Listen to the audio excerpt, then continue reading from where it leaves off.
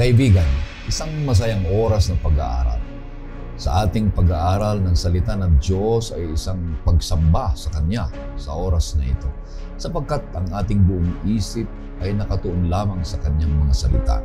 Pagsamba sa Kanya sapagkat handa tayong sundin ang Kanyang mga tagubilin at maging bahagi ito ng ating buhay.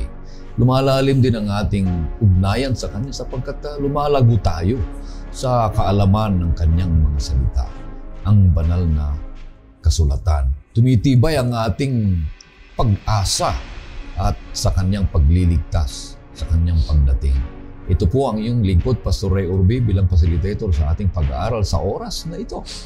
Binabati ko ang lahat ng mga viewers natin mula sa Angono, may Susila, Malagasang, Nara, Kabuyao, ganun din sa Milagros, Kapatalan, Victoria, Subic, Mapulang Lupa, Dapdap, ganun din sa Dilasag, sa Cotabato, ganun din sa Porac, Tigbinan, Pulilio, ganun din sa Kawayan, Ballesteros, Guagua, Santa Elena, Covina, Trinity, Toronto, ganun din sa Alberta, sa Europe, South France, at sa Florida, at ganun din sa Loma Linda. Mabuting pag-aaral ng ating leksyon sa oras na ito, mga kaibigan. Maraming salamat sa mga masisipag na nagsusulat dyan sa comment section natin na ibinabahagi din sa iba ang programang ito, oras ng pag-aaral. Dito natin malalaman at kung saan man nakakarating ang programang ito at ito rin isang paraan para idadalangin ang bawat isa sa inyo kung kayo ay lalagay dyan sa comment section. At ang ating mga kasama dito sa studio ay ang ating mga kamanggagawa ng ating Panginoon Diyos. Una dito ay si Pastor Joel Abunales. Lagi niyong nakikita sa kanyang programang Dear Pastor. Kumusta kayo, Pastor Joel? Maraming salamat, Pastor Urbi. Binabati ko lahat ng mga nanonood po sa atin, nasaan man dako kayo ngayon ng sanlibutan. Nawa ang programang ito ay masumpungan kayo sa mabuting kalagayan at nawa sa ating pag-aaral ng atin pong Sabbath School lesson ay makaranas tayo ng karunungan mula sa Panginoon, mabago ang ating buhay at nang lalong magamit natin sa paglilingkod sa Kanya. Isa pang mga kasama natin dito sa studio ay si Pastor Bong Fiadakan. Siya po ang ating presidente ng Hope Channel North Philippines at siya din ang ating bagong director dito sa Communication Department ng North Philippine Union Conference. Kumusta kayo, Pastor Bong? Maraming salamat, Pastor Ray. Ako ay nagpapasalamat na maging kabahagi po muli sa ating pong pag-aaral sa oras po na ito, sa oras ng pag-aaral. Ang aking pong panalangin, mga kapatid, nawa ang ating pong mapapakinggan ay tumimo sa ating pong mga puso at lalo pang magbago sa atin sa pamamagitan po ng kapangyarihan ng Banal na Espiritu. Sa ating pagpapatuloy, nais kitang ganiyan, kaibigan, sa isang panalangin.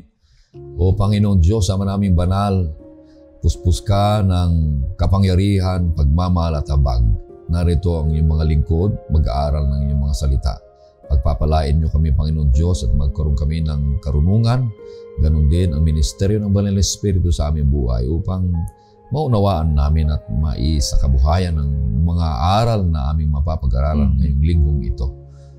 Salamat, Panginoon Diyos, na patawarin niyo ang aming kasalanan. Ito hiling namin sa pangalan ng aming Panginoong Jesus. Amen.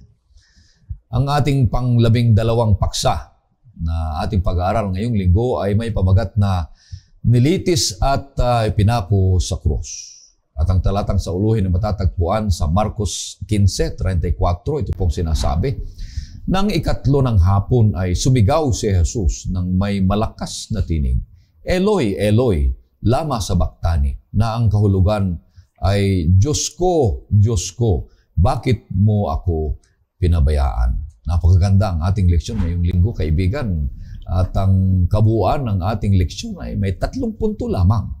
At sa ating discussions ay pag-isipan natin, pag-aralan, ang facilitations natin ay head, heart, and head. Kung ano ang naintindihan, ano ang mensahe sa puso mo para sa iyo, at ano naman ang gagawin mo sa kamay mo. At ipapaliwanag ito ng ating mga kasama dito ang 3 punto. Kaibigan, ang unang punto dito ay Jesus' kingship secures our freedom. At ang pangalawa ay Jesus' crucifixion secures our forgiveness. Ang pangatlo ay Jesus' death secures our future. Napakaganda ang tatlong ito. At ang unang bahagi nito, ang unang punto ay papaliwanag sa atin ni Pastor Joel kung anong ibig sabihin ng Jesus' kingship secures our freedom. Pastor Joel. Ayan, maraming salamat Pastor Urby. Napakaganda nitong leksyon po natin. Punong-puno po ito ng maraming aral, punong-puno ito ng mga inspirasyon sa buhay na pwede nating madala at lalo itong magbibigay ng reflection sa atin na mas lalo tayong magtiwala sa Diyos, lalong-lalo na sa ating future. Kasi karamihan sa atin ay marami mga nakukulong sa kanilang mga nakalipas at iniisip nila wala na silang pag-asa at karamihan sa nabubuhay sa atin ngayon, at aminin na natin, maging sa ating mga kapwa mananampalataya, sa atin pong iglesia, ay minsan iniisip natin na yung ating nakalipas ang siyang nagde-determine sa ating future. Kaya itong leksyon po natin ay tamang-tama po ito doon sa mga nakakaisip na parang wala silang freedom, wala silang kalayaan sa buhay. At itong narrative portion na ito o narrative passion sa aklat ni Marcos ay magpapakita ito sa atin na ang ginawa ni Jesus para sa ating mga tao, yung kanyang ginawa na nakita ni Marcos ay nagbibigay ito ng kapahayagan na hindi dapat tayo mabuhay ng nakakulong sa nakalipas. Hindi dapat ito makaisip tayo ng nakakulong tayo sa mga bagay na ginagawa natin, kundi pag tinuon natin yung ating isipan sa mga ginawa ni Jesus, ay makakakita tayo ng tinatawag na kalayaan or freedom. Kaya itong point number 1 natin ay may kinalaman po ito dito sa tala na pinag-uusapan ni Marcos, yung kanyang kingship, yung kanyang paghahari, yung pagiging hari niya ay ibinibigay niya yung kalayaan para sa atin. So tunghayan natin mula sa aklat mismo ni Marcos, anong ibig sabihin nito na sinisecure sa kingship ni Jesus? Paano natin makikita dito na merong freedom tayong mararanasan? Maaari po ba, Pastor, pakibasa natin yung sa Marcos Kapitulo 15, ang talata ay 1 hanggang 5. Kinaumagahan, nagsanggunian kaagad ang mga punong pari kasama ang matatanda at mga eskriba at ang buong Sanhedrin. Ginapos nila si Jesus, inilabas at ibinigay kay Pilato. Tinanong siya ni Pilato, "Ikaw ba ang hari ng mga Hudyo?" Sumagot siya sa kanya, "Ikaw ang nagsasabi." Pinaratangan siya ng mga punong pari ng maraming bagay. Muli siyang tinanong ni Pilato, "Wala ka bang isasagot? Tingnan mo kung gaano karami ang kanilang ibinibintang laban sa iyo." Ngunit si Jesus ay hindi sumagot ng anuman. Ano pat nang gilalas si Pilato. Ayan. So makikita natin, Pastor, merong accusation kay Jesus. Pero bago ko natin pag-aralan yun, dito kasi may tinatawag, sa Bible kasi may pinag-aaralan dito na irony. Okay? Or sa Tagalog, di ko alam kung tama pagka-translate, ng kabalintunaan. Parang sa buhay, hindi lang sa buhay, araw-araw natin makikita yung parang may irony ng buhay, kundi maging sa Biblia ay meron. For example, one example ng irony na tinutukoy sa Biblia, yung sa tagpo ni David at ni Nathan. Yung si Propeta Nathan, nung sinasabi niya kung ano yung description ng taong ito na makasalanan, ay hindi alam ni David na siya pala ang pinatutungkalan na ni Propeta Nathan. At marami pang events sa Biblia na nagpapatungkol sa tinatawag na irony. So dito, sa narrative passion na to ni Mark, may irony dito, Pastor. Kasi may accusation kay Jesus, sinasabi niya na parang siya daw ay hari, siya daw ay tinatawag na Messiah. Pero in reality, Pastor, siya talaga yun. In reality, yung lahat ng sinasabi nila tungkol kay Jesus, si Jesus talaga yun. So ang thinking nila ay para nag-claim lang si Jesus. Hindi totoo yun. Pero yung katotohanan nananatili. Kaya nga sabi ni Jesus, di ba sa may verse 2, "You have said so." Yeah. Binanggit nyo. So ano makikita natin sa bagay nito? So ini-introduce dito na yung kanilang parang iniisip nila na claim ni Jesus siya ay hari, na siya ay Mesiya. Totoo po ang lahat ng mga bagay nito, pero hindi nila pinakinggan yung kasi para sa mga Hudyo kasi, Pastor, para mag-claim ka ng isang hari, kinakailangan, kasi ang thinking nila, di ba, sa time ng Old Testament, inaanoint yung hari, parang pinapahiran nila lang isan. Kasi syempre, limited yung kanilang understanding tungkol sa ministeryo ni Jesus. Hindi nila naintindihan na si Jesus yung anointed one, yung Mesiyas. So para hindi nila naiisip na siya pala ay hari, na ang thinking nila sa hari ay pinapahiran. Wala silang naalala na parang si Jesus ay pinahiran bilang hari. So kala nila parang gawa-gawa lang. So iniisip nila blasphemy yung claim ni Jesus. And which is sa kanilang understanding, ang pwede lang mag-claim na hari ka kung ikaw ay talagang hari talaga, or kung ikaw ay Diyos na nagpapakilala. At pangalawa, doon sa sinasabi, yung pumunta na siya kay Pilato, yung sinasabi na ikaw ba ay hari, tawag dito, hari din, papakilala. Kasi pag binanggit ni Jesus yun na iniisipin ng mga nila Pilato, yung sedition kung tawagin, laban ka sa gobyerno. Para medyo may dito medyo may tension sa pagitan nito. Kasi walang taong pwedeng mag-claim. Kasi pag i-claim mo, iisipin talaga nila laban ka sa gobyerno, kalaban ka sa mga kultura at pananaw ng mga Hudyo. Pero ito, paso binanggit sa aklat ni Marcos, ni-utilize yung mga words nito para ipaunawa kung gaanong paghihirap ang naranasan ni Jesus dito. Na yung kanyang kingship, na yung kanyang paghahari, na yung kanyang claim sa kanyang sarili, hindi alam maging ng mga tao na to na umuusig sa kanya, ito ang magiging dahilan para magkaroon tayo ng freedom at mapalaya tayo sa ating mga pagkakasala. Kaya pansinin nyo dito, ang isa rin na irony dito, di ba, sinisigaw ng mga tao na pinataas nila yung emperor, yung gobyerno, Hail Caesar, the emperor, na parang minamak nila na hindi ka pwede mag-claim yan. Wala akong karapatan, tanging yung lang. Pero dito, Pastor, makita natin na siya yung tinutukoy ng Biblia, siya yung tinutukoy ng propesiya, na siya yung hari, na siya yung anointed Messias na maghihirap. So anong nakita naman natin sa narrative report na to, pag binasa natin yung Kapitulo 15 ng Marcos, ang daming paghihirap na naranasan ni Jesus, Pastor. May binanggit dito na yung, may Greek word na binanggit dito yung tatlong bagay, yung sa imperfect tense. Ang ibig sabihin, paulit-ulit na naranasan ito ng Panginoong Jesus. Yung spitting, yung tinatawag dito, ay, yung striking, paulit-ulit siyang hinagupit.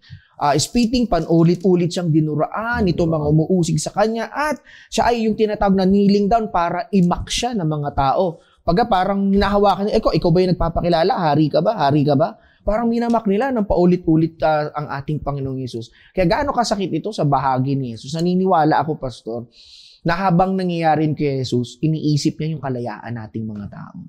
Hindi niya iniisip yung kanyang sarili. Bagamat sinabi niya doon na let this cup pass from me, kung sa kagustuhan niya, pero iniisip niya, Pastor, kung hindi mangyayari lahat ng mga nakabanggit sa propesiya, paano na lang yung buhay nating mga tao? Anong future natin? Anong kalayaan ang mararanasan natin kung hindi lahat naranasan yun ng ating Panginoong Yesus? Kasi tanging sa paraan lang na yun na kailangan maranasan ni Yesus na ang mga tao ay masagip sa kasalanan, magkaroon tayo ng freedom, magkaroon tayo ng kalayaan. Kasi ang tao, pinapahirapan ng kasalanan, hinahagupit ng kasalanan, pero ang buhay ni Yesus ay kanyang inilaan, hinagupit upang magkaroon tayo ng freedom. At isa ito sa nakita ko, Pastor, na ang daming, sa lesson natin binanggit, sa pag-aaral natin, almost 200 to 600 soldiers yung mga nakapaligid, yung mga halos umuusig sa kanya. Gaano kabigat ito? At hindi lamang yun, Pastor, sa execution ng taong ipapako sa krus, yung convicted, kinakailangan mong lumakad na nakahubad. Diba? So, kaya itong, na siya, dun sa kanyang crucifixion, ibinalik yung kanyang dating damit. Kasi minamak siya, sinusuotan siya nung parang purple na damit. Na, hari ka ba? Hari ka ba? So, nung siya ay palakad na, ay hinubad ulit yun para ibalik yung dating niyang damit. Kaya dito, nung ni-remove lahat ng bagay na ipinakita kung gaano ka humiliating ang experience ng isang tao na ipapako sa krus. Ibig sabihin nito, Pastor, yung humiliation ni Jesus ay nagbigay sa atin ng pagkakataong palayain tayo. Sinecure ni Jesus yung ating freedom. Sinecure ni Jesus na ito na yung panahon na ito yung bagay na hindi na dapat tayo mabuhay sa nakalipas natin kasi meron na naghirap para sa atin. Marami mga tao, Pastor, they are doing their best. Sa pagan concept kasi kinakailangan ikaw yung lumapit sa Diyos para tawag dito, mawala ka or ma-free ka sa mga nagagawa mo. Pero ito, Pastor, kakaiba tong kay Jesus Yung tao may kasalanan, pero si Jesus yung bumaba. Si Jesus yung nag-abot ng kanyang buhay para sa atin. So, gaano kagilagilalas itong ginawa ni Jesus na kanyang yung paghahari na minamak siya, pero sa katotohanan, siya talaga ay hari. Yung kanyang paghahari, sinicure at binigyan tayo ng pagkakataon na mapalaya sa lahat ng mga paghihirap na ginagawa ng dyablo, na ginagawa ng kaaway. Kasi kung hindi nangyari yung pastor, mayroong kontrol ang dyablo sa buhay natin. Pero hinayaan ni Jesus na mangyari, di ba? Hinahayaan niya na mangyari ang bagay na ito para ang tao magkaroon siya ng buhay na walang hanggan, masecure yung kanyang freedom. So therefore, pastor, Jesus' kingship secures our freedom. Talagang pinalaya tayo ng Diyos dahil sa kanyang mga paghahari at dahil sa kanyang paghihirap. Wow, maraming salamat, Pastor Joel. Napakaganda ang salaysay nito na sinigurado o tiniyak ng Panginoong Diyos ang ating kalayaan bilang isang hari sa puso ng bawat isa sa atin. Tunay na siya ang hari ng buong mundo. Amen. Hindi kinikilala ng bawat isa sa atin. Pero ang sino mang kumilala at tanggapin si Jesus bilang hari ng kanyang buhay ay mamuno ang Diyos sa kanyang buhay, sa kanyang puso, ay mabigyan siya ng kalayaan. Ito'y spiritual conviction ng bawat isa sa atin. Alam nga natin, pumapasok tayo lagi-lagi sa malaking tunggalian, di ba po? Ang tunggalian ito ay labanan ng dalawang opposing forces. Yung hari, ang ating Panginoong Jesus, sa buhay natin, gustong maghari din ang kaaway. Kaya ginagawa lahat ng paraan para ang bawat isa ay tayo naman ay maging hari ang opposing si Satanas sa ating buhay. Napakaganda nga nang nabasa ko kahit sa Facebook, Pastor, basahin natin dito, sabi, Jesus had no servants, yet they called him master. Amen. He had no degree, yet they called him teacher.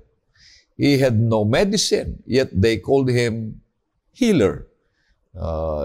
He had no army, yet kings feared him.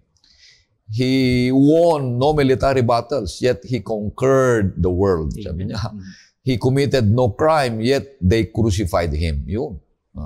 He was buried in a tomb, yet he lives today. I feel honored to serve such a leader or king who loves, and he is exalted and becoming king. Kaya ang bawat isa sa atin ay maging manampalataya, tanggapin natin si Jesus para magkaroon tayo ng katiyakan na kalayaan sa ating buhay. Mga kapatid, ano? Pastor, ano yan parang ano rin yan Di ba meron tayong citizenship, no? Kapag ikaw pinanganak, pagdating mo ng 18 years old, pwede kang pumili. For example, dun ka pinanganak sa Japan o pinanganak ka sa ibang bansa. So, pwede kang pumili ng citizenship mo. Pero pagkabata ka pa, hindi ka muna pipili dahil hindi mo pa alam kung ano yung dapat mong gawin. Now, yung kingdom ng ating Panginoon, inagaw yun siya. Ni Satanas. No, nung pumunta siya dito sa mundo. At unfortunately, si Adan at saka si Eva, pumayag sila na maging citizen ng kingdom ni Satanas. Okay? At dumating ang ating Panginoon, gusto niya kukunin niya sa magitan ng dayon on the cross. No, actually, sa kanya talaga yun. Tubusin niya. Now, tayo as mga citizens dito sa mundo, ay maaari tayong pumili.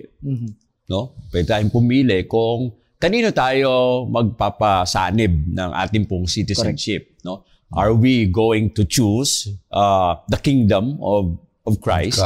Or are we you will continue to be on the kingdom of the devil? Of this world. Kaya napaka-importante na yung pagpili po natin ay talagang piliin natin yung tamang pagpili. Ang ating Panginoon, siya talaga ang may-ari. Amen. No? Tayo ngayon ay iniisip naman natin kung kanino talaga dapat tayo. Kasi yung citizenship pwede mong tanggihan no? Pwede mo sabihin na, dito na lang ako, ayoko doon. Katulad ng nasa Japan ka na. Papapiliin ka. Gusto mo bang maging citizen ng Pilipinas o citizen ng Japan? Siyempre, iniisip mo, Japan, parang maganda dito. Doon ka sa Pilipinas, hindi, kung ikukumpara natin, di ba? So, kung ikukumpara natin yung citizenship natin sa kingdom ng Panginoon at kingdom ng kaaway, sino sa tingin mo ang panalo na? Maganda yung sinabi mo, Pastor, na kailan mo mangyayari sa buhay mo na pipiliin mo o maging kasama ka sa kingdom ng Panginoong Diyos. Pagtanggapin mo si Kristo sa pamamagitan ng binyag. Di ba sinabi niya na walang makakapasok sa kaharian maliban ikaw ay maipanganak muli? Bakit? Dito sa lupa, naipanganak akong sa aking pagkatao, naipanganak akong makasalanan. So dito sa lupa ako. Kingdom dito ng kaaway. Kung maipanganak muli ako sa pamagitan ng bautismo, maipanganak na ako sa kaharian ng Diyos. Amen. So yun ang paraan. Yun ang daan para tayo ay magkaroon ng pagiging kaanib sa kaharian ng ating Panginoong Diyos sa langit na bayan. Hintayin natin yun sa kanyang pagdating. Pero mauna dito muna, spiritual kingdom na sinasabi. Bawat isa sa atin. Kaya kaibigan, tanggapin mo si Jesus bilang hari ng buhay mo. Amen. At tanggapin mo siya sa pamamagitan ng bautismo para matuntun mo at maunawaan mo at magiging kasali ka o kaanib ka sa kaharian ng ating Panginoon Diyos. Sapagkat sinabi niya mismo yun na walang makakapasok sa kaharian maliban ay mababautismuhan sa pamagitan ng tubig at sa Espiritu. Sa pangalawa na tayo. At ang pangalawa ay Jesus' crucifixion secures our forgiveness. Yung pagpapatawad naman. Pastor Bong, ano ibig sabihin nito? Okay. Now, kung napanood niyo po siguro yung Passion of the Christ, no? Nakita po natin doon kung gaano talagang pinakita doon kung gaano kasakit, kung ano yung nangyari sa ating Panginoon. Minsan, ito nga ay parang rated 16 yata ito, yung movie po na ito kasi hindi dapat ito ipalabas sa mga bata. Yung pinakita doon na mga scene ay talagang hindi nyo lubos ma-imagine yung mga scenes po doon. Now, doon sa pagkapako ng ating Panginoon sa cross o yung kanilang sistema bago nila ipako ang ating Panginoon, nakita po natin dito na ang ating Panginoon is the silent victim. No? Actually, ang kaaway ay talagang gumagawa ng paraan para ang ating Panginoon ay kanyang mapatay. No? Talagang ma-disregard niya ang ating Panginoon. Una ay ginagawa niya na wag gawin ng ating Panginoon yung pagliligtas, no? Pero hindi siya nanalo. Pero nung nakita niya na talagang desidido na ang ating Panginoon, sige, eto na lang gawin natin, papatayin na lang kita, no? At alam niyo po mga kapatid, yung pangyayari po na ito, nakakalungkot talaga yung pangyayari na ito. Nung una, ang ating Panginoon, controlled niya, is the master of his activity. No, nagpapagaling siya, nagsasalita siya ng magandang mga mensahe sa mga tao. At nakita po niya yung ministry ng ating Panginoon ay naging mabuti. No?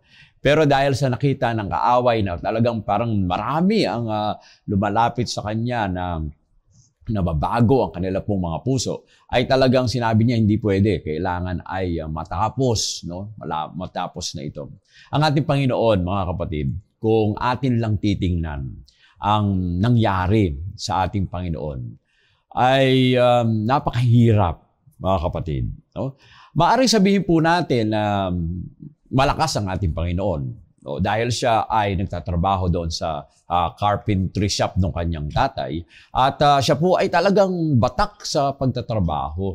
No? Pero during the last days ng kanya pong buhay, katulad nung hindi siya nakakatulog, hindi siya nakakain, lalong-lalo po siya po ay hinampas at siya po ay pinahirapan, almost 40 no, na beatings yung kanya pong natanggap, ay talaga pong mahina na ang ating Panginoon. Kaya nga kinakailangan pa na ang isang tao na hindi niya kilala ay magdala ng kanyang cross, no, na para matulungan ang ating Panginoon. Yung kanyang damit ay inalis, katulad ng sinabi ni Pastor Joel, talagang hubo ang ating Panginoon. Talagang nakakahiya po talaga, mga kapatid, yung nangyari sa ating Panginoon. At ito po ay talagang sukdulan, no? Sukdulan. Wala po isang tao dito sa mundo na gustong mapako sa cross. Hindi lang po basta pagkapako yun, kundi ito ay kahiyahiyang pangyayari sa buhay. Now, marami ang nagtatanong, talaga bang sa kamay, no? Sa kamay pinako ang ating Panginoon. Now, pag sinabi po kasi na nails in the hands, sa ating pong pag-aaral, ay hindi lang po basta dito sa kamay po yon, kasama po yung forearm, no? Dahil kung dito niyo po sa kamay ipapako ay hindi po makikerry, no? Hindi madadala yung katawan ng tao Bigat dahil ng mapupunit lang po ito eh. So, ang ginawa po talaga yung dito po sa forearm, dito sa gitna ng radio ulna, tama ba yung pangalan nung ano? Dalawa po kasing buto yung nandito. Kapag dyan ipinako sa bandang gitna, ay makakaya ng pako na yon na mabuhat yung katawan.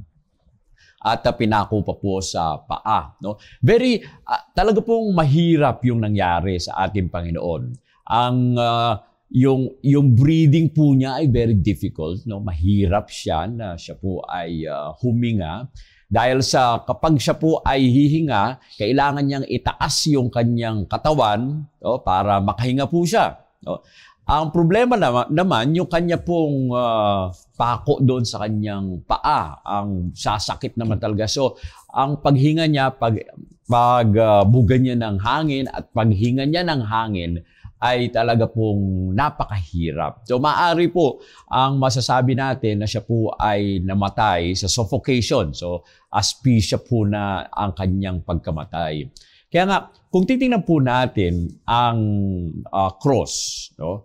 Maaaring sabihin po natin dito sa ating pong pag-aaral na yung mga nangyari, focusing on our forgiveness of sin, yung dark symbol po doon ng judgment, no? Di ba po, dumilim doon sa verse 33. Binabanggit po doon na, Pastor, pwede mo bang basahin yung verse 33 ng Mark 15? Nang dumating ang tanghaling tapat, nagdilim sa buong lupain hanggang sa ikatlo ng hapon. Kita po natin mga kapatid, no, dumilim. No, makikita po natin dito na ang meaning po nito ay talagang dito sa mundo ay puno ng kasalanan, no? At kailangan ng ating Panginoon ng tagapagligtas, no? Yung burden na dala-dala po niya, no, na pumasok siya dito sa mundong ito ng punong-puno ng kadiliman, punong-puno ng kasalanan. Ito po ay isa sa nagsasabi sa atin, isang maganda, no, na pabalita po sa atin na tayo ay pinuntahan ng ating Panginoon para po tayo ay iligtas, no? Tayo po ay patawarin sa ating pong mga pagkakasala. At ito po mga kapatid, hindi lang siya basta pumunta dito dahil iniisip niya at ito ay pagkakataon o pangyayari na mahiwalay sa ating Panginoon. Yung sa verse 34 na binanggit po doon na, my God, why have you forsaken me? No? Yung feeling po ng abandonment ng ating Panginoon. Dahil sa gusto niyang iligtas ang mundo na ito. No? Kanya pong naranasan po yun. Alam nyo, napakahirap ng karanasan na kapag ikaw po ay iniwanan, no? Maisip nyo lang po mga kapatid na iiwanan kayo ng mahal sa buhay ninyo. Yung iba nga lang pupunta lang sa ibang bansa. No? Talagang gano'n na lang ang talagang lungkot po natin. Lalong-lalo na kung mahihiwalay po tayo ng matagal na panahon o hindi na natin makikita yung ating pong mahal sa buhay. Yan po yung experience ng ating Panginoon. Yung feeling of abandonment. Pero sa kabila po noon, mga kapatid, ginawa ng ating Panginoon yun para tayo po ay patawarin sa ating po mga pagkakasala. Para po siya ang maging kapalit, no, natin doon sa cross na tayo dapat ang nandun, nakapako. Dapat tayo yung pinaparusahan. Pero ang ating Panginoon, siya ang nagligtas sa ating pong mga pagkakasala.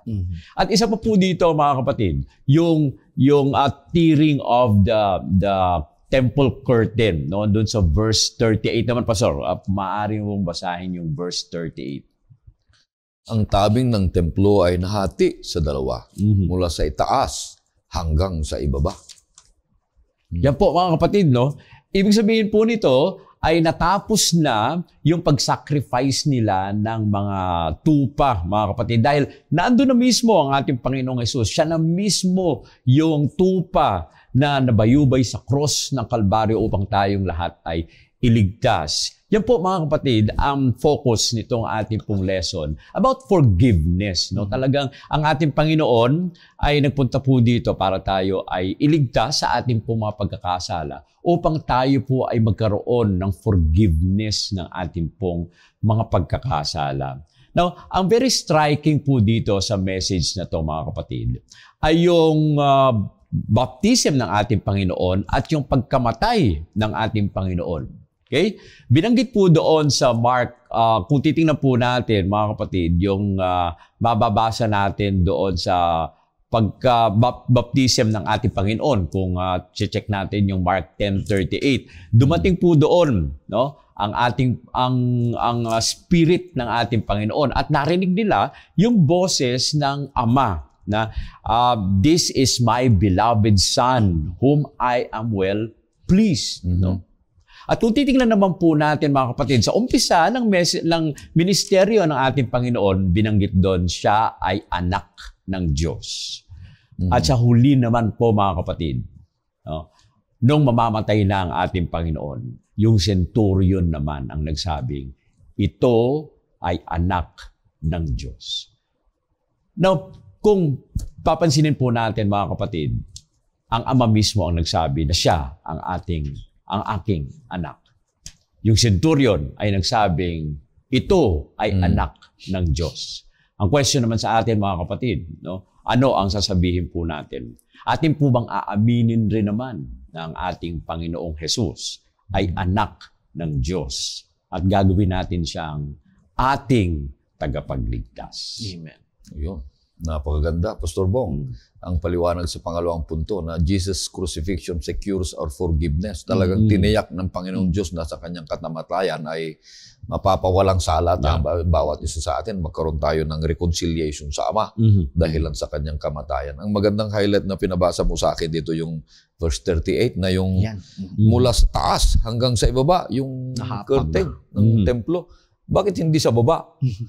Para may rason sila na, hinatak yan ng pare. May tao lang. Ginawa lang. Pero galing sa taas Hindi mo basta-basta. Mataas, hindi basta-basta. So galing sa taas, sinisimbolo niyan, baka kapatid na ang Panginoong Diyos ay pinawalang sala na ang bawat sa atin sapagkat namatay na si Kristo. Sabi mo kanina na He is the Lamb, yung tupa. Amen. Kasi yung sa loob ng templo, di ba, yung magkakaroon ng pawawalang kasalanan ng bawat isa kung nagkasalang ang mga Israelita. Pag nagkasala yan, may dalang tupa yan. At ihahain yun doon. At magkaroon ng wisikan ng mga dugo. Sa madalit sabi yun. So mapapatawad yung kasalanan mo, matatabunan yan. Mawawala. Mawawalang sala ka. Ganon din ang Panginoong Yesus sa kanyang crucifixion. Tiniyak niya na ang kanyang kamatayan sa krus ay magkaroon tayo ng hindi lang yung freedom, kundi yung sabi ni Pastor, forgiveness. Ganda.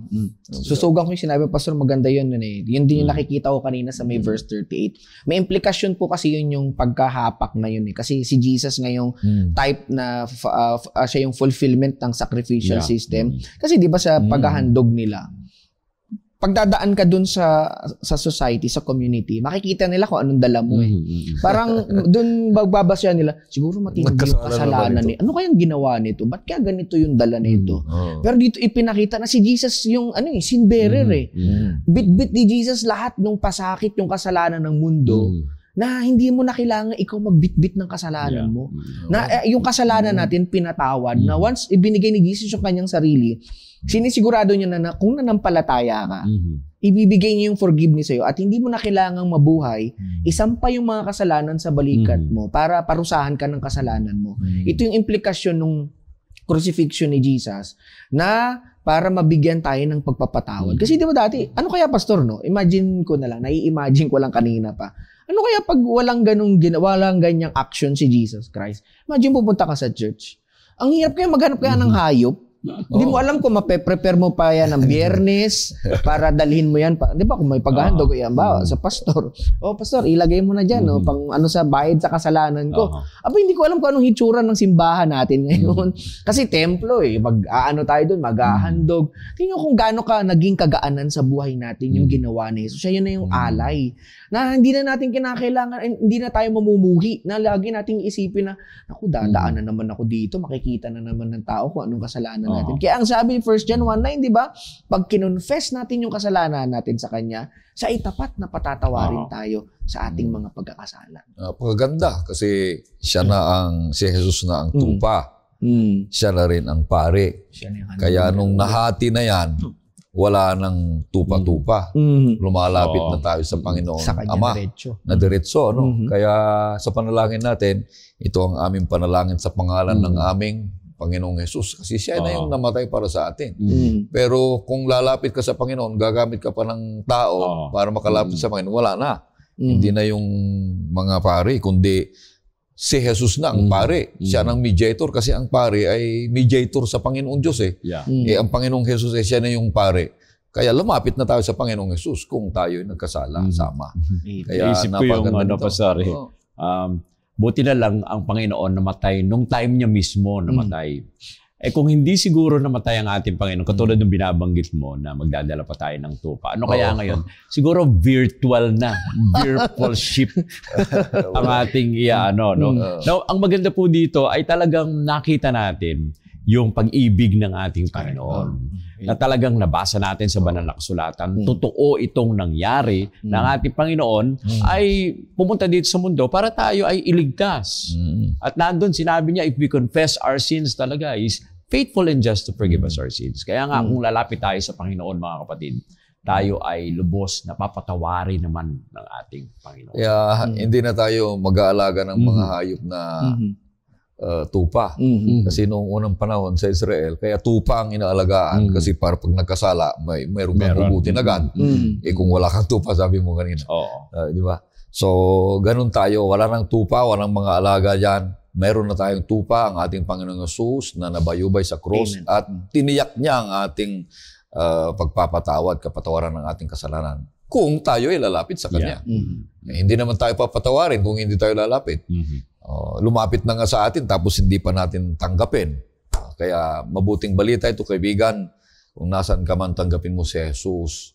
Mapapalaya ang iyong kasalanan. Magkaroon ka ng peace of mind, kalayaan, at magkaroon ka ng magandang loob na pagtulog mo o kaya sa buhay mong Kristiyano ay mapapaligaya ka at mapasigurado ang iyong kaligtasan. Ang pangatlo, matapos na tayo ay ipapaliwanag sa atin ni Pastor Joel ulit yung Jesus' death secures our future. Ano itong ibig sabihin, Pastor Joel? Ayan, napakagandang pag-usapan din, Pastor, itong tinatawag natin na future. Sino ba naman sa atin dito ayaw ng magandang kinabukasan? Ayaw na may magandang mangyayari sa hinaharap. Kaya itong kamatayan ni Jesus ay nagbigay ng future sa ating lahat. Nagbigay ito ng panibagong pag-asa at panibagong pagkakataon na kung hindi niya ito gagawin, sabi ni Apostol Pablo sa Corinthians, tayo ang pinakakawawa sa lahat ng nilalang ng Panginoon. So tingnan natin, Pastor, yung mga surrounding events dito sa death nito ni Jesus Christ, kung paano natin ito titingnan sa perspektibo na paano ma-encourage tayo ng mga individual na mga mananampalataya sa Kanya na lalong ipagkaloob yung ating hinaharap, yung ating buhay sa Kanya. Maari ba, Pastor, pakibasa sa Marcos 15:42 hanggang 47? Nang magtakip silim na, sapagkat noon ay araw ng paghahanda, ang araw bago ang Sabat. Si Jose na taga Arimatea, isang marangal na kagawad na naghihintay rin ng kaharian ng Diyos, ay may katapangang pumunta kay Pilato at hiningi ang bangkay ni Jesus. At nagtaka si Pilato na siya ay patay na. Ipinatawag niya ang senturyon at itinanong niya sa kanya kung patay na nga siya.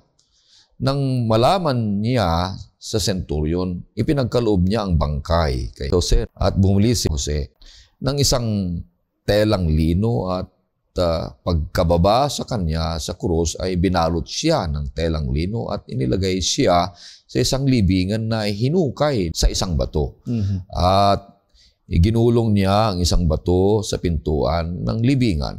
Nakita ni Maria Magdalena at ni Mariang ina ni Jose kung saan siya inilagay. Ayan, so makita dyan, Pastor, yung mga event, yung mga tao sa panahon na namatay si Jesus. Kaya nagtataka ako dito, Pastor, kasi bakit yung miyembro ng Sanhedrin, isang elite na tao, kasi ako bilang reader, at ako ang expectation ko dito, Pastor, ang unang maghahanap sa bangkay ni Jesus, yung mga disipulo, yung mga nandun, wala kang ibang i-expect nahihingi ng bangkay niya. Kaya naisip ko dito, nasaan yung mga disipulo? Bakit hindi sila yung humingi? Kaya ang sabi dito ni Ellen White, na itong palang Sanhedrin na to, si Joseph Arimathea, isa rin pala siya sa naghahangad ng kaharian na darating.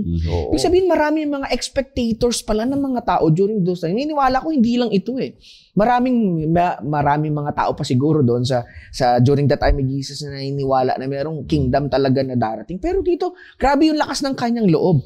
Kaya dito nga, Pastor, isa nga ito sa bagay na mapapatunayan natin. Kasi sa mundo ngayon, nire-reject nila, dinidebunk nila yung idea na si Jesus namatay. Kumbaga, parang ninakaw daw yung kanyang bangkay doon sa libingan. Kaya, paano nyo mapapatunayan yung historical facts na siya ay namatay, kung siya ay parang dito, hinimatay lang, tas ninakaw yung kanyang bangkay. Pero dito, Pastor, napaka-imposible na manakaw yung kanyang bangkay at mawala siya kasi yung mismong nag-confirm na siya ay namatay ay urban elite mismo, miyembro ng Sanhedrin. At si Pilato, hindi siya nagdalawang ibigay kasi miyembro ito kilala niya yan kilala ito, government worker ito. So, paano mangyayari na ididebunk mo yung idea na namatay siya kung ang nag-confirm ay yung mismong miyembro nito? Kaya pina-confirm agad ni Pilato na paki-check nga kung totoo, kung namatay ito. So, kinonfirm nung sundalo, ipinakita later na talagang siya ay namatay at it's how they execute criminals. Kaya, at yung ginawa ni Joseph Arimathea na to, binigyan siya ng lino, ng damit. Ito yung practice nila na ginagawa sa taong namatay. And take note, hindi lamang po yun yung actions na makikita natin ni Joseph Arimathea. Sa sunod ng mga verse, binasa mo, Pastor, may mga babae na nagsunuran. Ibig sabihin, ang mga babae na to, expected na nila na namatay na si Jesus. Bakit? Kasi may dala sila mga pang-anoint sa patay Kasi kung hindi nila na namatay, bakit sila magdadala ng mga pang-anoint na panglagay doon sa namatay kung wala naman talagang namatay. So, nung nakita nila yon at a distance, Sunday morning, pag binasa din natin yung maging sa Mark chapter 16, Pastor, di ba meron doon tala na yung mga babae pumunta doon sa libingan na ready talaga sila na makita yung bangkay ni Jesus, na i-anoint nila. So, dito pala makikita natin yung Jewish practice kung paano din nila kahit patay na inaalagaan yung bangkay para masecure din. So, anong implikasyon nito nung pinag-aaralan natin? Paano nangyari nito? Imagine natin, Pastor, ninakaw. Sige, sabihin natin ninakaw. Anong buhay nating mananampalataya ngayon? Paano tayo magkakaroon ng assurance na ibigay yung buhay natin sa isang tao na hindi naman totoo na nabuhay? Na kumbaga parang let's use the term sa panahon natin ngayon kasi alam mo nakaka-relate yung sa atin para mas mapababaw. Paano kung scammer pala yun? Scam pala yung pagkabuhay ni Jesus. So ibig sabihin nananampalataya tayo, Pastor, na hangin lang yung parang ito, mawawalang saysay lahat tong ginagawa natin kung ang ating pananampalataya nakaukol sa hindi naman talaga tunay na nangyari at totoo. Kaya itong pangyayari na to, pinatutuhanan ng mga witnesses, pinatutuhanan ng gobyerno na talagang namatay si Jesus. At nung namatay siya, pag pumunta tayo doon sa may Mark chapter 16, nakita natin yung kanyang pagkabuhay. Imagine mo, Pastor, walang ordinaryong taong makakagawa nito na yung pagkabuhay na maguli. Ito ang isang mabigat na argumento na ginagamit natin mga Kristiyano kung bakit nangangaral tayo ngayon, Pastor. Kung bakit ginagawa natin, bakit passionate tayo sa lahat ng ginagawa natin kasi ipinapakita natin na merong future ang lahat ng ginagawa natin. Hindi siya parang in vain, hindi siya parang patay, kundi lahat ng ginagawa natin, sinecure lahat ni Jesus para sa ating future. Dito nga lalo natin makikita na pag binigay natin yung buhay natin kay Jesus, may future tayo, Pastor. Amen. Yung kanyang kamatayan, yung siya, hindi lang siya namatay. Diba? Hindi siya basta namatay lang, naiwan doon sa libingan, kundi may mga patotoo na siya ay nabuhay na maguli, napakita sa kanya At dito rin natin mapapatunayan na totoo yung mga propesiya na binanggit ni Jesus tungkol sa kanyang sarili. Na hindi si Jesus nagsisinungaling. Nagbibigay ito sa akin, Pastor, ng malakas na ideya na ang Panginoon na pinaglilingkuran ko, hindi sinungaling. Ang Panginoon na pinaglilingkuran ko, kaya niyang ibigay yung future para sa akin. Kasi kung hindi siya mabubuhay, ano na lang tayo? Anong ipapangaral natin? Sige po, ano ang ibibigay natin sa mga tao sa buhay nila? Yung kanyang pagkabuhay ay pagpapakita ito na pagdating ng future, mamatay man tayo, Pastor, ay meron tayong pag-asa na mabuhay na ulit. Kahit ako, Pastor, ayoko magtagal ng sa libingan eh. Kasi alam ko, pag libingan, ang common concept ko, nung hindi pa ako nananampalataya, ang concept ko talaga, wala ka ng buhay, wala ka ng pag-asa, hanggang diyan ka na lang. Yun yung concept ko noon, hindi pa ako nananampalataya sa Diyos. Pero ito, binigyan ni Jesus ng pakahulugan, maging ang kamatayan na panaglitan lang. At darating ang isang panahon at oras na tayong lahat ay babangon din mula sa kamatayan. Ang kamatayan kasi, Pastor, talaga separation yan. Sabi nga nila, anxiety talaga yan sa buhay natin. Nakakalungkot kahit sino man sa atin, mamatayan tayo nanay, lola, mga mahal natin sa buhay. Isa yan sa nakakalungkot na senaryo ng buhay nating mananampalataya. Talagang sobrang torture yan sa emotions natin. Pero salamat, Pastor, sa pagkabuhay na maguli ni Jesus na yung kanyang kamatayan ay nagbigay sa atin ng panibagong pag-asa na ang Panginoon nito handa niyang iilaan ang kanyang buhay sa atin. At kanyang pagkabuhay na maguli, ipinapakita niya ganito rin pala magiging future natin pag tayo nanampalataya sa Kanya. Therefore, mga kapatid at mga kaibigan, merong future, merong hope sa ating Panginoon. Kaya kung tayo nakakaramdam niya na parang nanghihina na tayo sa pananampalataya, nanlulupaypay tayo, bunsod ng mga iba't ibang mga problemang pinagdadaanan natin, tandaan natin may una na naghirap sa atin. Pinagdaanan na lahat yan ni Jesus, mga pagdudura ng mga tao, mga pangahamak sa Kanya, at pag-uusig, paghahagupit ng Kanyang katawan. At iniisip ko, habang nire-reflect ko to sa isip ko yung mukha ni Jesus. Habang ginagawa sa Kanya ito, naniniwala ako, Pastor, iniisip niya ako. Naniniwala ako, iniisip niya yung buhay ko. Naniniwala ako na kung hindi niya gagawin yun, sobrang kawawa ako. Kaya habang doon sa kanyang paghihirap, sa kanyang kamatayan, at hindi lang dito sa kamatayan na to, ipinapakita na tayo ay merong future, kundi maging sa kanyang pagkabuhay na maguli. Kasi ang ibig sabihin pala, pagkatapos ng kamatayan, ay mayroong pagkabuhay na maguli. Kasi sa time nila Jesus, yung mga Sadducees, hindi naman po sila naniniwala sa resurrection eh. Kumbaga itong event na to ng kamatayan at pagkabuhay ni Jesus, sampal ito sa mukha ng mga religious leaders na hindi totoo yung inyong mga iniisip na walang pagkabuhay na maguli. So nung mamatay si Jesus, yung kanyang pagkabuhay na maguli, isang malakas na ebidensya na merong pagkabuhay na maguli, na merong pag-asa pag ibinigay natin yung ating buhay sa Panginoon. So imagine, ikaw ang disipulo na nabuhay, no, nakita mo, namatay siya at nabuhay, wala nang laman yung libingan. Napakalaking assurance sa mga disipulo na totoo yung sinabi ni Jesus na siya ay magpapakita after ng kanyang kamatayan. Salamat sa Panginoon, sinicure niya yung aking future sa pamamagitan ng kanyang kamatayan. Pagganda, Pastor Joel, na ang bawat isa sa atin ay may katiyakan na sa kinabukasan ng bawat isa sa atin. Maraming salamat. Biro mo yan. Sobra o talagang matindi ang pag-ibig ng Diyos sa bawat isa sa atin na handa niyang ibigay lahat. Yung kahirapan hanggang sa kamatayan, alang-alang sa ating kaligtasan at maibalik tayo sa Kanya. Yan ang tunay na pagmamahal na napakahirap intindihin. Bihira mga taong nakakagawa ng ganito, Pastor. Kaya lang papasalamat tayo sa Panginoon. Ginawa niya ito para magkaroon tayo ng katiyakan sa kinabukasan. Amen. Ang na-strike ako dito sa sinabi mo, Pastor, na nasaan ang mga disipulo dito? Ano? Nagkalat sila. Mayroong akong nabasa na yung expectation na nila na hindi gumawa ang Panginoong Yesus ng kababalaghan para ipagtanggol ang sarili, para magiging hari nga na makita nila. At nung hindi nila na-discourage na sila, hindi nila na maalala yung sinabi ni Jesus na mangyari ito, pero mabubuhay ako.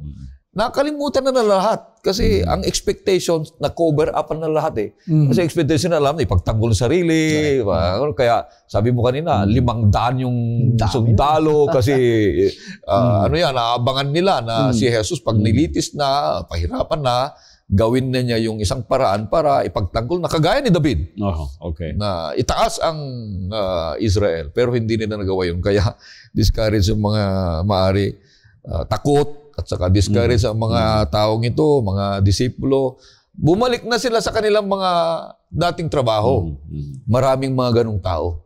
Tumanggap kay Jesus, kasama si Jesus, naglingkod kay Jesus, pero pagdating ng kabagabagaan, pagdating ng yung paglilitis, pagdating ng kahirapan, Nawala. kadawala na. Bumalik na sa dating gawi. Kaya mag-ingat tayo sa ating pananampalataya. Malaking dagok ito o kaya halimbawa ang leksyong ito para sa bawat sa atin. Na manatili tayong tapat kahit anong mangyari. Kahit sa kamatayan dahil ang Jesus. Na nangamatay nga, kahit sa kamatayan din. Kasi sabi ni San Pablo, ang mga nangamatay kay Kristo ay magkaroon ng buhay. Walang kwenta ang ating kamatayan kung si Jesus ay hindi namatay. Kaya bawat sa atin, kaibigan, malaking leksyon. Nang bawat sa atin ay inihimok tayo ng Banal na Espiritu na magtiwala tayo, manatili tayo sa ating Panginoong Jesus. Dahil secure ng ating future. Sir, ang maganda dito ay yung point natin na yung death of Christ. Kasi doon sa Old Testament, sinabi ni Moses na mamamatay ang ating Panginoon, yung Messiah. Sinabi rin ni David na mamamatay ang ating Panginoon. Si Zechariah nagsabi rin, pati si Isaiah nagsabi na mamamatay ang ating Panginoon. So nung pagkakataon na doon sa mga apostles, ay pinakita doon na talagang namatay ang ating Panginoon. Hindi po ito parang gawa-gawa lang. Katulad din sinabi mo, na-scam lang yung mga tao. Dahil yun mismo yung mga sundalo nandun. Nakita nila si Mary at saka mother of Jesus nandun. Nakita nila. Tapos si Joseph of Arimathea, siya mismo yung naglibing. Tapos yung mga ano doon dati kasi ay kapag hindi papatay yung crucify, ang ginagawa nila, binabasag nila yung mga yung paa. Oo. Talagang sa Panginoon hindi nangyari yon. Dahil sa namatay na siya bago pa lumubog yung araw. Hula yun. Tapos he was pierced dito sa side. Sinabi rin po ito na may lumabas na tubig at saka ng dugo doon. So makikita natin dito na yung pagkamatay ng ating Panginoon nangyari according to the Old Testament, na ito ay prophesied, no? Na napakaganda po mga kapatid, na makakaasa tayo na yung sinabi sa Old Testament na darating ang Mesiyas at mamamatay para sa bawat isa sa atin ay nangyari po. Amen. At aasa tayo, maaari tayong umasa sa pagkamatay ng ating Panginoon dahil namatay siya para sa ating pong kaligtasan. Another thing, Pastor, ibig sabihin, pwede talaga natin pagkatiwalaan ng Biblia. Kasi natupad lahat natupad lahat. At mismo si Jesus, sabi nga, di ba, hindi nalalanta yung kanyang salita. Kaya ang buhay talaga natin, Pastor, bukod kay Jesus na nakasalalay, dapat yung buhay natin ay nakadepende rin sa mga pag-aaral nito ng banal na kasulatan. Kaya importante talaga itong oras ng pag-aaral. Kinakailan lagi ma-refresh yung ating buhay na yung mga nakalagay dito na sinabi ni Jesus ay nangyari, mangyayari ay tiyak na talagang ipagkakaloob niya sa kanyang mga anak. Amen. Maraming salamat sa ating discussions na ang kabuuan ng ating leksyon ay sa paglilitis at pagpako ng ating Panginoong Jesus ay yung kanyang kingship ay sinigurado at tiniyak niya ang ating kalayaan, our freedom. Second, yung crucifixion niya ay sinecure niya ang ating pagpapatawad ng ating mga kasalanan. Pangatlo dito ay yung kanyang kamatayan ay sinigurado at tiniyak niya ang ating kinabukasan. Amen. Magkaroon tayo ng pag-asa, ng buhay na walang hanggan. Kaya ang bawat sa atin ay hinihimok ng Panginoong Diyos na patuloy tayong maniwala, magtiwala at maglingkod sa Kanya, sa Kanyang pagdating ay ililigtas tayo sa langit na bayan. Maraming salamat sa mga nanonood at ganun din sa nakikinig sa AWR, pagpalain ng bawat isa sa inyo. Ngayon sa ating pagtatapos ay makakarinig tayo ng isang awitin. Pagkatapos niya ay makakarinig tayo ng isang panalangin. Panalangin natin kay Pastor Joel.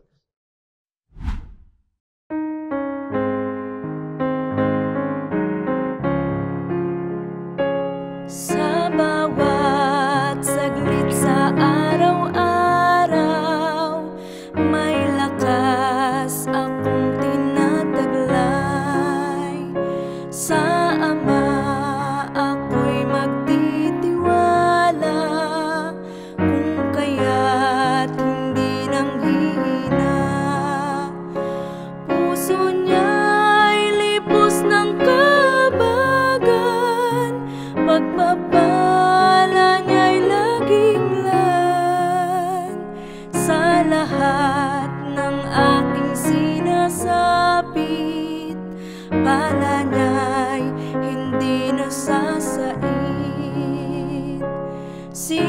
Jesus ay lagi kong kapiling, pala niya'y hindi nagmamaliw.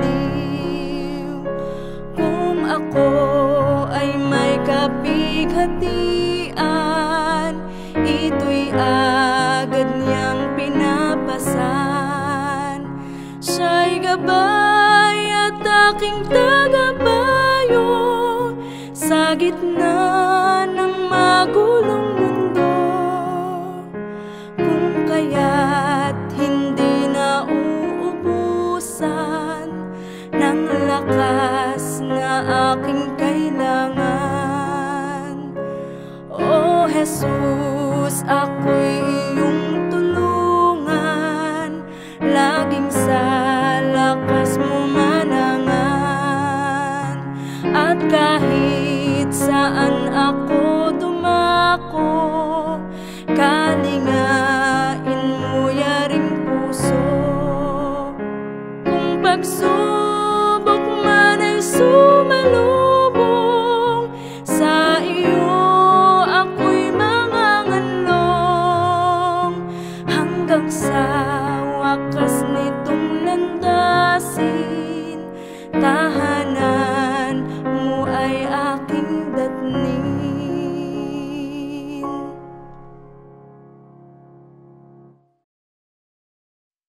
Tayo po'y manalangin. O Diyos, kahanga-hanga ang inyo pong ginawa para sa inyong mga anak. Salamat na pinagkaloob mo ang inyong buhay upang masigurado ang amin pong kalayaan mula sa kasalanan, masigurado na kami patatawarin mula sa mga pagkakasala, at ganun din po, O Diyos, upang masigurado na ang amin pong mga hinaharap at ang mga mangyayari ay nakatitiyak kami na inyong kontrol ang mga bagay na ito. Salamat sa paalala mo na tunay na ang kamatayan mo nagbigay ng pag-asa sa amin, na ang tumpak ang Biblia na nagsasabi na ikaw ay mamamatay at pagkatapos ng iyong kamatayan, ikay mabubuhay na mag-uli. Yes, Lord. At pagkatapos na ikay mabuhay na mag-uli, ikay aakyat sa langit upang mamagitan sa amin. Salamat sa mga kapanatagang ito na mas lalo magbibigay ng init at alab ng paglilingkod namin. Nais ka namin paglingkuran, Panginoon, habang kami nabubuhay. Kaya ang aming dalangin, pagpalain niyo kami, ganun din ang mga nanonood sa amin, ang lahat ng mga napag-aralan at nabanggit, magbigay ito ng leksyon at patuloy na pagpapala sa buhay ng mga kapatid na lumakad sila sa landas ng buhay na nais ng Diyos, at kaming lahat ay mahahanda sa inyong pagdating. Basbasa ng aming pag-aaral na ito at ang programa ng Oras ng Pag-aaral, ikaw po nawa maging sentro nito. Salamat sa paikinig sa aming dalangin at pagtanggap. Ito po ang aming dalangin sa pangalan ni Jesus. Amen. Amen. Kaibigan, patuloy kang susubaybay sa ating programang Oras ng Pag-aaral.